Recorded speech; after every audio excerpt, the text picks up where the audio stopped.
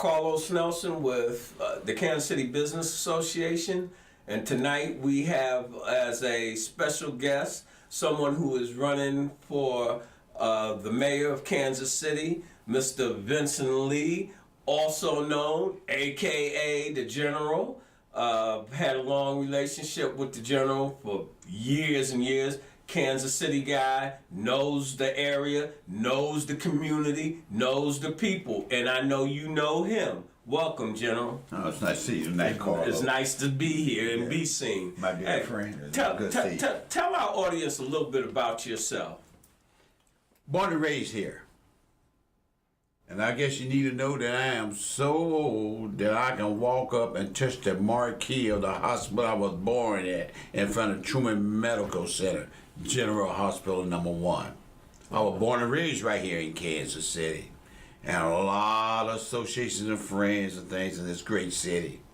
I had many businesses in this city. And growing up in an environment where it was been so hostile, the Wayne Minor Project. That's where you come from, General? Man, what you say, man? I was 4 years old, Carlo. We moved at 920 Garfield. And we had, Harold Bill. Yeah. And we go all the way back to Janet Johnson. She went on to become a police officer. You know what I mean? So it's a whole lot of us in there together. And got history in this city. I mean, solid. And not just in this city, in our community especially. Yeah. So I mean Vine, Forest. Matter of fact, when they built a house, we used to call that going down to 24th and Forest, where they redeveloped that area. One block coming east of Truce, we used to call that area Death Valley. Why you call it Death Valley? Because it was Death Valley. Why we call it Death Valley? With you running for mayor, how do you think that if you become mayor, you can change the city? Or how do you?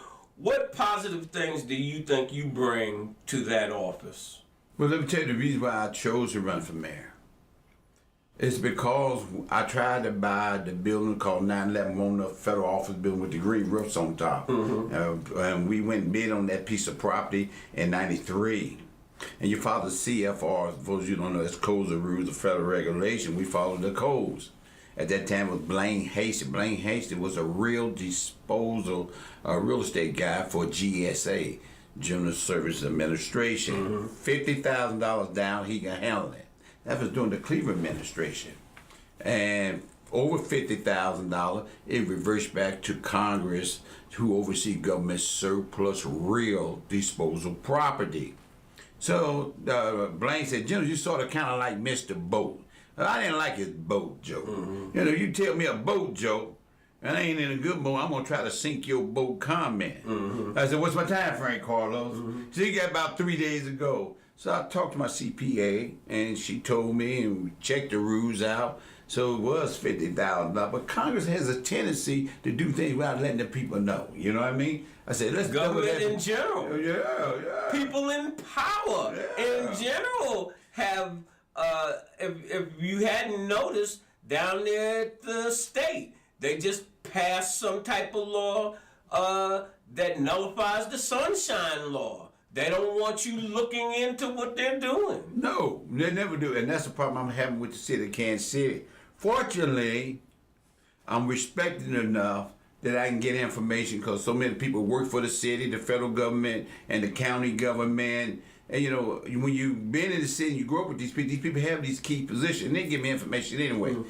But let's get back to that GSA story. So what happened was we bid at $101,000. And we always say when we was going to give them that $1, that $1 might be the one that jam them up. Right. Well, get you over the that might be that one. So she laughed. So it was 3 bids came in, and one bid came out of Kansas for $1.10. And he said, I'm going to look at yours. Well, he looked at mine, and my bid would have said it was $101,000. And he didn't open the third bid. He said, well, I tell you what, I'll get back in touch with you. I said, Blaine, you can't touch this here because it's got to go back to Congress. He called me up about 4 or 5 days. He said, you bring me $10,000.10. I'll be being what you call collusion. Mm-hmm. Collusion is a bad thing to do when you know what the rules are. And I know I was going to get dirty and get in bed with Blaine and he on his boat. I got a boat of my own. I ain't getting nowhere near his boat. So as the story would have it, we go to federal court. You heard of Judge Whipple? Mm-hmm. He was what's that position below? Now he was what's that? Well, Judge Whipple. Mm-hmm. He was a judge on the case, and with Stevie and the Satch, which was senior judge, he was associate judge. Associate judge. That's what Judge Whipple was. And Whipple's hand was tied. He really couldn't do nothing. So anyway, we fought this case about 6 years. It ended up in the hands where it is today. You know what I mean? Plus, the city gave the 9/11 Wona people $35 million for that little parking garage for that savings and loan building, which is 808, 908, and the bill was 911. So the address at that location now, where the people stay, you don't know this, Carlos, it's 908 Wona. It's not 911. It's not in a parking garage going straight up. But that's how they do business, you know. So you start searching, getting in business, you got all kind of problems. As it would have it, and that's what made me want to run for government. And I said, well, only one way to stop y'all.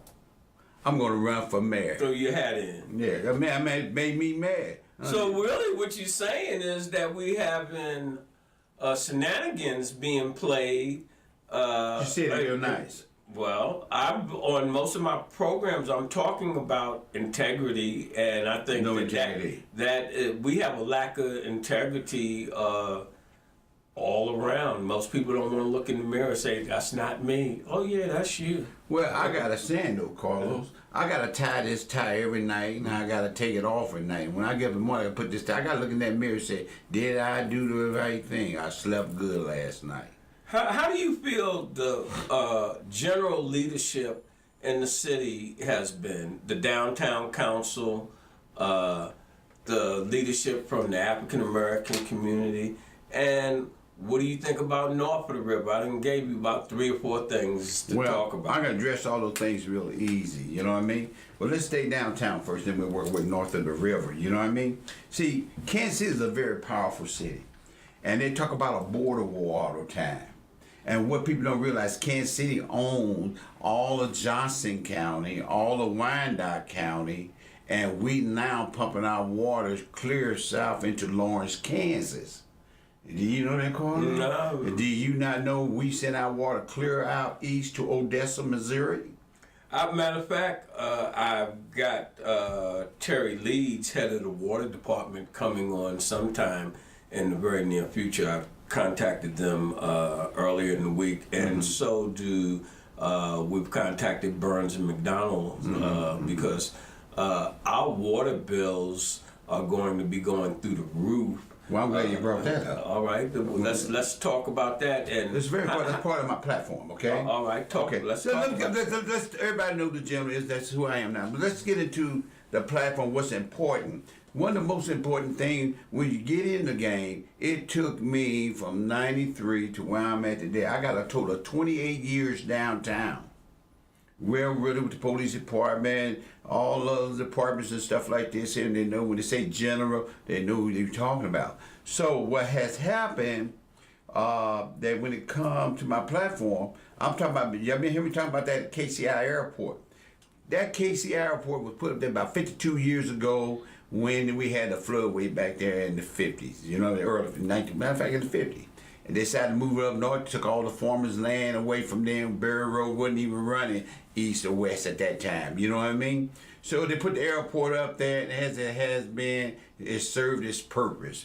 It's 2 cities inside of Platte County, Platte City and Parkville. All the money in Kansas City, with a very small portion of our city in Platte County, is going to that county that where their schools are just fine. All the business spur all of them down the 29 highway and it's running all the way over to 169 when it switch over to Clay County. Do you think we need a new airport? As a matter of fact, I am proposing, listen to me, Carlos, I am proposing to take that airport, build a new one at that price. And Kansas City won't have to put maybe about $500 million. See, this is my personal, I don't think we need a new airport. I constantly have people come in and out, and I've done world traveling, and people, they comment on our airport. They be like, hey man, I was able to get off the plane, get my luggage, and come right outside. When I go travel, you go to Atlanta, you got to take a train. You go to Dallas, you got to do this. Golf court. And I'm like, what is wrong with our airport that wouldn't? One, it's not your airport. You paying for it. All right, get me together. Okay. Get me together. When it's yours, you can control it. Okay? Yeah, get me together. But when it's in another county and the big county is paying for it, the big city is paying for it, all you do is getting kibbles and bits. You know what I mean? In other words, we doing small business while they do big business. You see what I'm saying? So we'll move that airport from where I say Platte County, sit inside of Jackson County. What does that airport mean to Jackson County? It lowers their property taxes, take care of the 2 hospitals, Truman East and West. It take care of your schools, better salary for your county employees. What do you think, now that you're talking about that, the current mayor's gotten his business with the Kansas City School District and this pre-kindergarten. What's your take on that? Would you get involved in the Kansas City School District? I'm glad you about that because July the 6th of 07, I filed a federal lawsuit in federal court to try to stop them from closing down the Kansas City schools inside of School District 33, Kansas City School District 33. So while they were shutting down all the schools, I didn't have any children in school, and the teachers, they brought it to me. I had to put that case together and spend I don't know how many $1,000s. Went before Fernando J. Gatan. We all know who Gatan is. Everybody know who he is, and he know me very well and all that stuff like this here. Well, fortunately, it didn't go nowhere. So when you don't get somewhere with something, you don't get disappointed. You go back and look at that cake and you cut it another way. As a mayoral candidate, how do you feel that your coalition skills, building coalition, you can't do a whole lot unless you can build a coalition. Do you think you have the skill set to do that? 28 years of work for that downtown Kansas City, throughout this city, touching hand, campaign every day. I don't wait till time to campaign every day. I'm running for mayor of Kansas City. I give them a car. Mm-hmm. That's a strong coalition when you're meeting people all the time. How do you feel the leadership in general has represented the city? And I'm saying from the downtown council to the county people, to the state people. Do you think we've had good representation in general? Well, you got to understand, this minute you got the federal government, you got the state government, then you got the county government, you got the city government, and the school district. Anytime this mayor, myself start meddling over into school business, that follows up under the state. Right, and I understand that, but I'm just saying the leadership in general. So, for all of Kansas City, do you think that in those different elements that we're getting good representation? This is just as a citizen. Well, I participate in. I do the struggle every day. All right. Okay. I like that. Yeah, the struggle. Because it is definitely a struggle. Because see, the federal government can't react.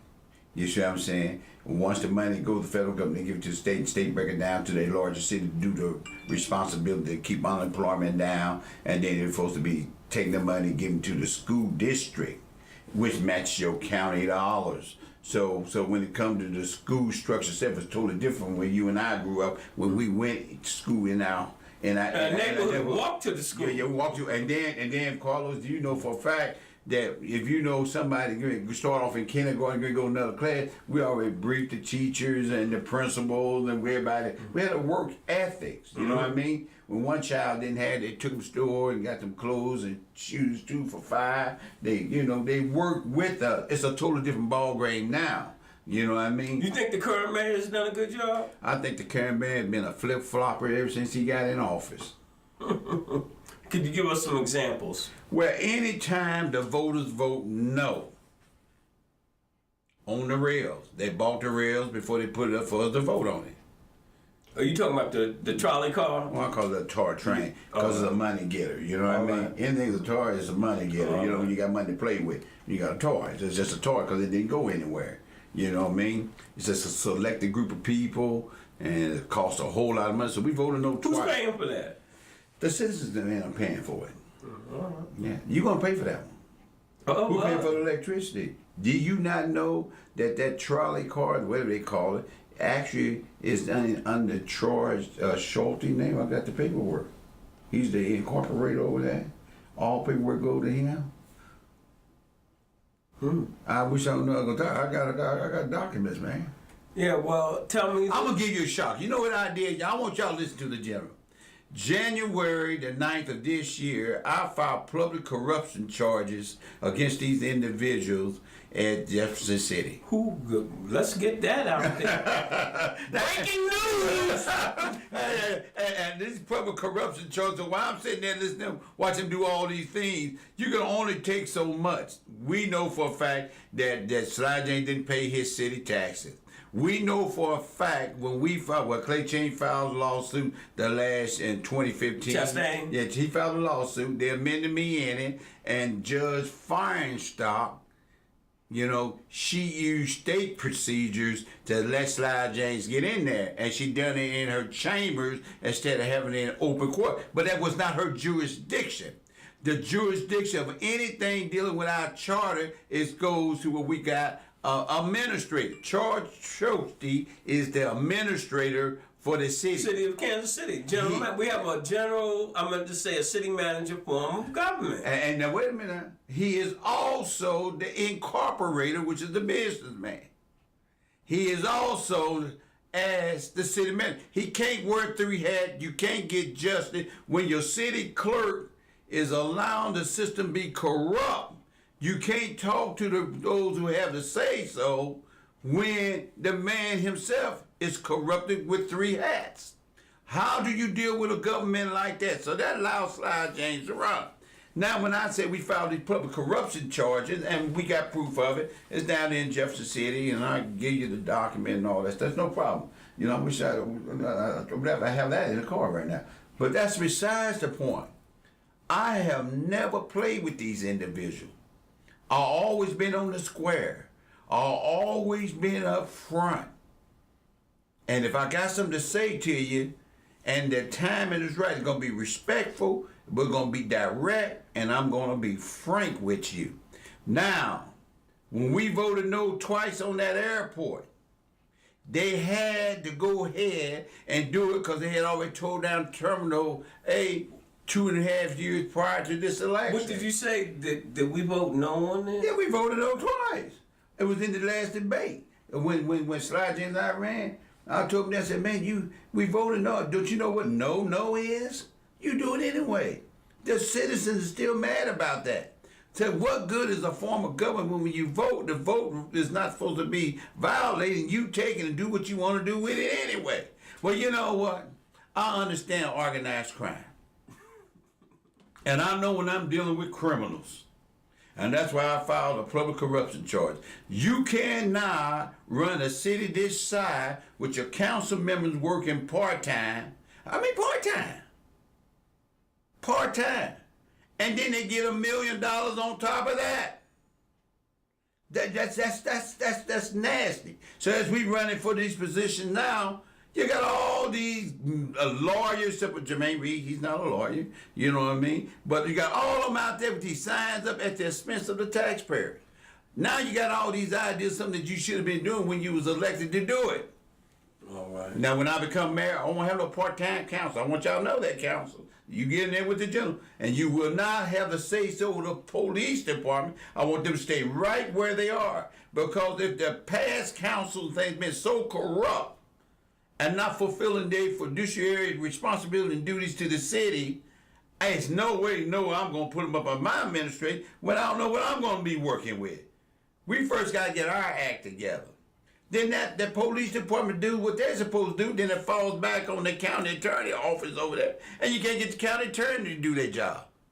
Next thing you know, they give them a bond, they let them out. People got all the information.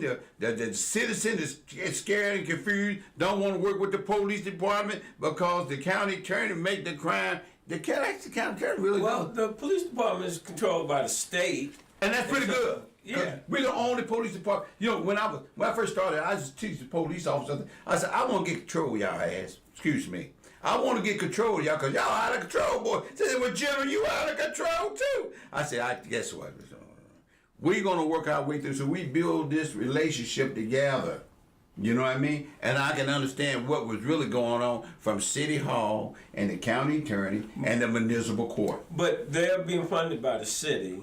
They get our money. Right, but they're not being controlled by the city and all that stuff. How can you let leftover vintage from petty grass? Let's think about it. You know what? You cannot help somebody irresponsible that work part-time control a powerful entity like that. And now that we had, now you know the buck stop here. And let's get it right. The boss. That not a buck stop. That's what Truman said. Okay, and then the boss. Yeah. All right. Yeah. Okay. You got the boss and the buck stop here in Independence, right? Well, I'm caught in the middle because I grew up in this city, so I know what's going on from the boss to Truman. When the boss made him the presiding judge, he goes on become president, and even the letter that my good friend Martin Luther King sent to Truman and tried to talk, even though Truman wasn't the president. Truman never responded back to him. You know what I mean? It's a beautiful thing when you understand your city and the mechanism what makes it so great. How it works. But we was talking about that platform, and that platform is very important, Carlos. My job as mayor is to defend and protect, not to rape and rob your tax coffers. My job is to make sure that you are safe in your home, on your porch, and even when you go down the street. My job to make sure my police department does their job. They're saying right now that they need more officers. Well, you know, everybody say they want more, because we got grandchildren growing up. We need to put them to work. What better place to put them in the police department? What better place to give them a job in the government? You know how to stir it Last up. night you won, well, they gave you some time. How do you feel about that PBS debate and how you were locked out? Well, it was wrong for what they did. They also locked me out personally on Monday before this Wednesday at the Mirbach Hotel with the hotel, motel CEO and the restaurant. How many candidates did they not let this appear in that debate? Or do you know? It was three of us. Three of you? Yeah, but you know what's even better? The Pitch magazine. Thank God you're not like the Pitch. The Pitch put out the magazine with all the candidates on there, except but me. Well, you here on What's Up Kansas City and the Kansas City Business Association show, so I think that solves that problem as it relates to who's going to see your message. In closing, do you have anything specific that you want to say to our audience that will energize them to come out and vote for you? This is most important in Kansas City, and that go for any other city. If you're going to run for a city position or any government position or be in any government capacity, you must be true to yourself. But if you're going in there for money, it's a matter of time, you're going to be exposed and you'll be going to jail. Now, what I want to say to Kansas Cityans right now is that I want y'all to listen to me real close. I am moving that airport from Platte County, put it inside Jackson County. Every city in Jackson County, you know who they are, Carlos. They can help pay for that airport and the county. And then we'll take KCI, we're flipping it over to a military Air Force base. Then we're going straight south to 95th and Truth. We're going in with an aluminum plant and a steel plant. Them jobs start off $25, $35 an hour.